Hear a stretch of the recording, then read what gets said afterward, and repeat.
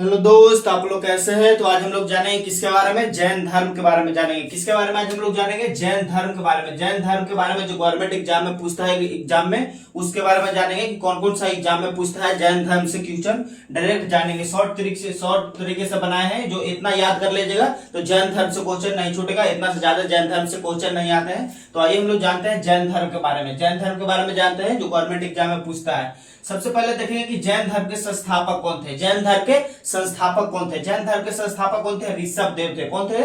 ऋषभ देव। या वास्तविक संस्थापक न थे, इस कालिक क्या थे? संस्थापक थे। इन्होंने क्या किया था? जैन धर्म का स्थापना किया था। क्या किया था? जैन धर्म का स्थापना किया था। या इक्ष्वाकु वंश के थे। क्या थे? इक्ष्वाकु वंश के कौन थे? ऋषभ देव। इन्होंने ज्यादा विस्तार नहीं कर पाया था जैन धर्म को, और इनकी क्या हो गई थी? डेथ हो गई थी। या कौन से वंश के थे? इक्ष्वाकु वंश के थे। इक्ष्वाकु वंश के कौन थे? ऋषभ देव थे। और इनका वास्तविक संस्थापक अगर बोलेगा, वास्तविक संस्थापक महावीर स्वामी थे। कौन थे? महावीर स्वामी। अगर जैन धर्म का वास्तविक संस्थापक बोलेगा तो कौन थे? महावीर स्वामी थे। इन्होंने जैन धर्म को बहुत सारा विस्तार किए थे। इनके शासनकाल में जैन धर्म का बहुत सारा विस्तार हुआ था, इसीलिए इनको वास्तविक संस्थापक कहा जाता है। इनको क्या कहा जाता है? वास्तविक संस्थापक कहा जाता है। जैन धर्म की भाषा क्या थी? जैन धर्म की भाषा पाली थी। क्या थी? पाली सॉरी, संस्कृत थी। प्राकृत भाषा थी। कौन सी भाषा थी? प्राकृत भाषा।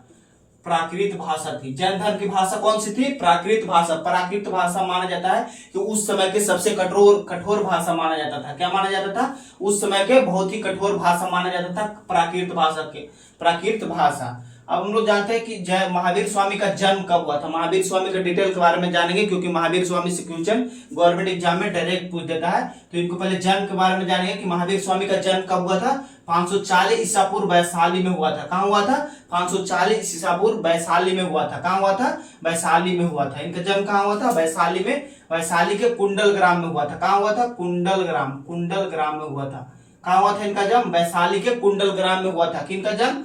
540 ईसा पूर्व किनका जन्म हुआ था? महावीर स्वामी का हुआ था। और इनकी मृत्यु कब हुई थी? इनकी मृत्यु 468 ईसा पूर्व पावापुरी में हुआ था। कहाँ हुआ था? 468 ईसा पूर्व पावापुरी में। याद रखिएगा, ये पूछा हुआ है कि महावीर स्वामी का मृत्यु कहाँ हुआ था, तो बताइएगा पावापुरी में। और जन्म कहाँ हुआ था? वैशाली में हुआ था। कहाँ हुआ था? वैशाली के कुंडल ग्राम में हुआ था। अब हम लोग देखते हैं इनके माता पिता का नाम। इनके पिता का नाम सिद्धार्थ था। महावीर स्वामी के पिता का नाम क्या था? सिद्धार्थ, जो ज्ञात्री कुल के राजा थे। क्या थे? ज्ञात्री कुल के राजा थे। ज्ञात्री कुल के राजा कौन थे? सिद्धार्थ। इनके पिता महावीर स्वामी के पिता क्या थे? ज्ञात्री कुल के राजा थे। कौन? सिद्धार्थ। इनका माता का नाम क्या था? त्रिशला थे। कौन था इनका माता का नाम? त्रिशला। त्रिशला भी एक राजा घर की बेटी थी, जो लिच्छवी नरेश चेतक की क्या थी? बहन थी। लिच्छवी नरेश चेतक की क्या थी? बहन थी। कौन? त्रिशला। त्रिशला कहाँ की थी? लिच्छवी नरेश चेतक की बहन थी। कौन? त्रिशला, जो महावीर स्वामी की क्या थी? माता थी। इनके बेटी का नाम देखिएगा तो प्रियदर्शी था। महावीर स्वामी का बेटी का नाम क्या था? प्रियदर्शनी था। प्रियदर्शनी किसका नाम था? महावीर स्वामी का बेटी का नाम था। क्या था? महावीर स्वामी का बेटी का नाम क्या था? प्रियदर्शनी था। क्या था? प्रियदर्शनी था। इन्होंने गृह त्याग कब किया था? इन्होंने घर को 30 वर्ष की अवस्था में घर को क्या किए थे? त्याग दिए थे। किसके आज्ञा पर? नंदी बर्मन के आज्ञा पर। किनके पर आज्ञा पर? नंदी बर्मन के आज्ञा पर इन्होंने क्या किए थे? घर को त्याग दिए थे। नंदी बर्मन कौन थे? तो इनके बड़े भाई थे। महावीर स्वामी के क्या थे? बड़े भाई थे। क्या थे? नंदी बर्मन महावीर स्वामी के बड़े भाई थे। अब हम लोग देखते हैं कि ज्ञान की प्राप्ति इन्होंने 12 वर्ष तक कठोर तपस्या की। इन्होंने 30 वर्ष की अवस्था में क्या किया? घर को त्याग दिए और 12 वर्षों तक कठोर तपस्या किए। तब इनके जाके क्या हुई? ज्ञान की प्राप्ति हुई। कहाँ हुई थी? ऋजुपालिका नदी के तट पर। कहाँ हुई थी? ऋजुपालिका नदी के तट पर, जाम्बी ग्राम में। कहाँ हुआ था? जाम्बी ग्राम में। कहाँ हुआ था? जाम्बी ग्राम के ऋजुपालिका नदी के तट पर। कहाँ हुआ था? जाम्बी ग्राम के ऋजुपालिका नदी के तट पर इनकी ज्ञान की प्राप्ति हुई थी। कितने वर्षों के कठोर तपस्या के बाद?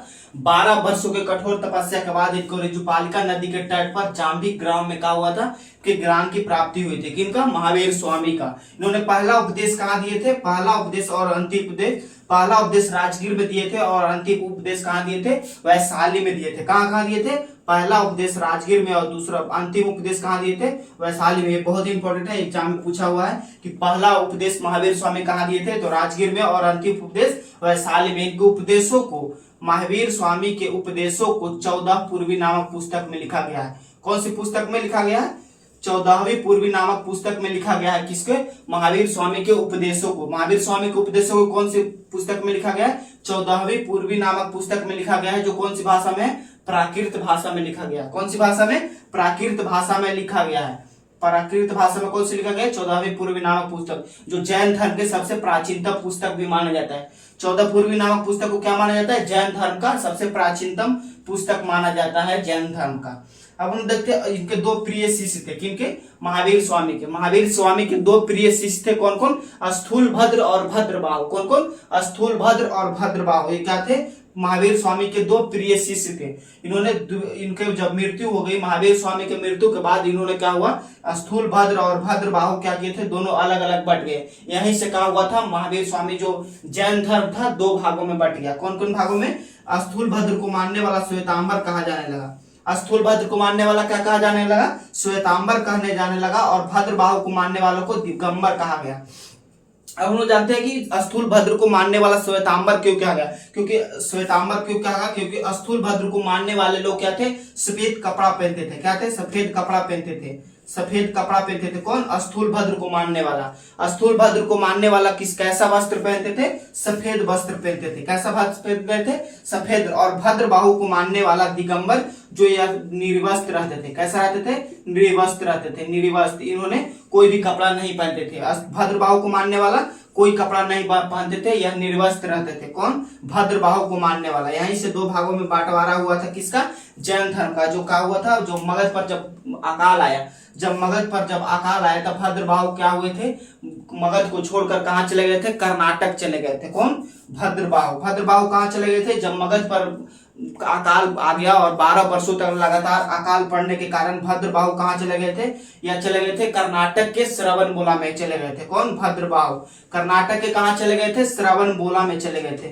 श्रवणबेला में चले गए थे। कौन चले गए थे? भद्रबाहु चले गए थे। कौन चले गए थे? भद्रबाहु। इनके साथ कौन गया था? चंद्रगुप्त मौर्य गए थे। इनके साथ में कौन गए थे? चंद्रगुप्त मौर्य गए थे। चंद्रगुप्त मौर्य। इनके चंद्रगुप्त मौर्य के साथ भद्रबाहु कहां चले गए थे? कर्नाटक के श्रवणबेला में, जहां इन्होंने चंद्रगुप्त मौर्य की मृत्यु हो गई थी। कर्नाटक के श्रवणबेला में ही चंद्रगुप्त मौर्य की क्या हुई थी? मृत्यु हो गई थी। उस समय संलेखना विधि के द्वारा, किसके द्वारा? संलेखना विधि के द्वारा चंद्रगुप्त मौर्य की मृत्यु हो गई थी। कहां हो गई थी? कर्नाटक के श्रवणबेला में। कहां हो गई थी? कर्नाटक के श्रवणबेला में। ये किसके अनुयायी थे? भद्रबाहु के अनुयायी थे। कौन? चंद्रगुप्त मौर्य किसके अनुयायी थे? भद्रबाहु के अनुयायी थे। अब हम देखते हैं महावीर स्वामी ने 5 को क्या दिए थे? पंचायन धर्म दिए थे। सबसे पहले 4 धर्म कौन दिए थे? 4 धर्म दिए थे ऋषभदेव। इन्होंने 5 धर्म ब्रह्मचर्य देकर क्या किया? 5 पंचायन धर्म दे दिया। सबसे पहले दिया हुआ था 4 धर्म क्यों दिए थे? ऋषभदेव ने पहले से ही 4 धर्म को प्रचार किए थे और 5वां इन्होंने ब्रह्मचर्य को जोड़कर महावीर स्वामी ने क्या किए? पंचायन धर्म का प्रचार किए। अब हम लोग देखते हैं पंचायत धर्म कौन कौन सा था उसके बारे में। सबसे पहले इन्होंने अहिंसा पर सबसे ज्यादा जोर दिया था। क्या दिए थे? अहिंसा पर सबसे ज्यादा जोर दिए थे। कौन? महावीर स्वामी ने। इन्होंने क्या किया था? कृषि पर भी प्रतिबंध लगा दिया था, क्योंकि कृषि में भी क्या था कि कृषि में बोलते थे कि कृषि में भी क्या है? जीव है, मतलब कि जान है उसमें, इसलिए कृषि पर भी प्रतिबंध लगा दिया था। किसके द्वारा? अहिंसा। क्योंकि अहिंसा के क्या थे? सबसे बड़ा पुजारी थे। कौन? महावीर स्वामी अहिंसा के सबसे बड़ा पुजारी थे। और इन्होंने दूसरा कौन सा धर्म दिया? सत्य का दिया, कि हमेशा सत्य बोलना चाहिए। कैसा बोलना चाहिए? हमेशा सत्य बोलना चाहिए। और तीसरा क्या दिया? असत्य। असत्य मतलब क्या हुआ? असत्य मतलब क्या हुआ था? क्योंकि असत्य के मतलब बारे में बताते हैं कि आप लोग असत्य के मतलब क्या होता है। असत्य के बारे में बताएं कि इच्छा पर नियंत्रण करना चाहिए। किस पर? इच्छा पर नियंत्रण। इच्छा पर नियंत्रण पाने के लिए बोला था। क्या बोला था? इच्छा पर नियंत्रण बोला था। क्या बोले थे? इच्छा पर क्या करना चाहिए? नियंत्रण पाना चाहिए। जैसे कि आपको बहुत सारा इच्छा करते हैं, आप लोग जितना में है उतना में खुश नहीं रह पाते हैं, इच्छा बहुत बड़ा बड़ा रखते हैं, तो क्या बोले थे? असत्य का मतलब इच्छा पर क्या करना चाहिए? नियंत्रण करना चाहिए। कौन बोले थे? महावीर स्वामी बोले थे कि इच्छा पर नियंत्रण करना चाहिए। अब हम लोग देखते हैं चौथा कौन सा धर्म था? चौथा था अपगृह। क्या था? अपरिग्रह था। क्या था? अपरिग्रह मत क्या होता है कि धन का संग्रह न करना। क्या होता है? धन संग्रह नहीं करना। क्या होता है? धन संग्रह नहीं करना। अपगृह का मतलब क्या होता है? धन, किसी प्रकार का धन का संग्रह नहीं करना। और 5वां क्या था? ब्रह्मचर्य का पालन करना चाहिए। क्या क्या था? ब्रह्मचर्य का पालन करना चाहिए। पांचों धर्म के बारे में बता दिए। अब हम लोग देखते हैं दो संगीति हुई थी। जैन धर्म की कितनी संगीति हुई थी? दो संगीति हुई। अभी एग्जाम में पूछा हुआ है कि जैन धर्म की कितनी संगीति होती है, तो दो संगीति होती है। सबसे पहले देखते हैं, पहला 300 ईसा पूर्व हुआ था। कब हुआ था? पहली जैन संगीति कब हुई थी? 300 ईसा पूर्व पाटलिपुत्रा में हुआ था। कहाँ हुआ था? पाटलिपुत्रा में। उसका अध्यक्ष कौन थे? स्थूलभद्र थे। कौन थे इसके अध्यक्ष? स्थूलभद्र थे। इसी में 12 अंक का रचना किया गया था। पहली जैन संगीति के तहत ही 12 अंक पुस्तक का रचना किया गया था। किसके द्वारा? भद्रबाहु के द्वारा रचना किया गया था। किसके द्वारा? भद्रबाहु के द्वारा रचना किया गया था। किसका? 12 अंक पुस्तक का। 12 अंक पुस्तक का किसके द्वारा रचना किया गया? भद्रबाहु के द्वारा। पहली जैन संगीति में, कौन सी?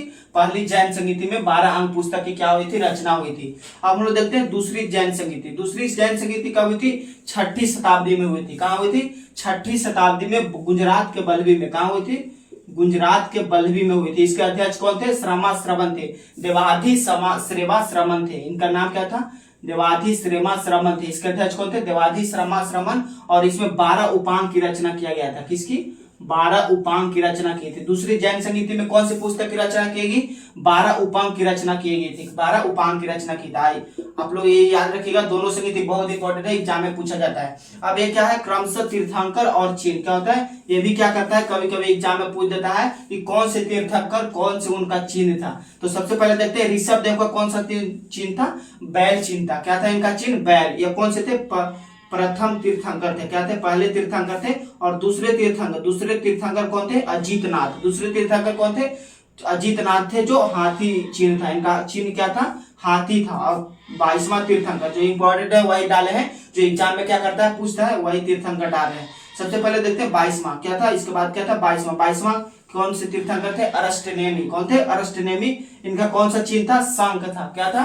शंख था। अब 23वें तीर्थंकर देखते हैं। 23वें तीर्थंकर कौन थे? पाशरनाथ। क्या थे? पाशरनाथ। इनका चिन्ह क्या था? सर्प था। इनका चिन्ह क्या था? सर्प था। अब हम लोग देखते हैं 24वें तीर्थंकर, यानी अंतिमवें तीर्थंकर। सबसे लास्ट तीर्थंकर क्या है? 24वें तीर्थंकर, जिसके संस्थापक कौन थे? महावीर स्वामी। इनका चिन्ह क्या था? सिंह छाप था। क्या था? सिंह था। आई होप आप लोग समझ गए होंगे महावीर स्वामी के बारे में, जैन धर्म के बारे में।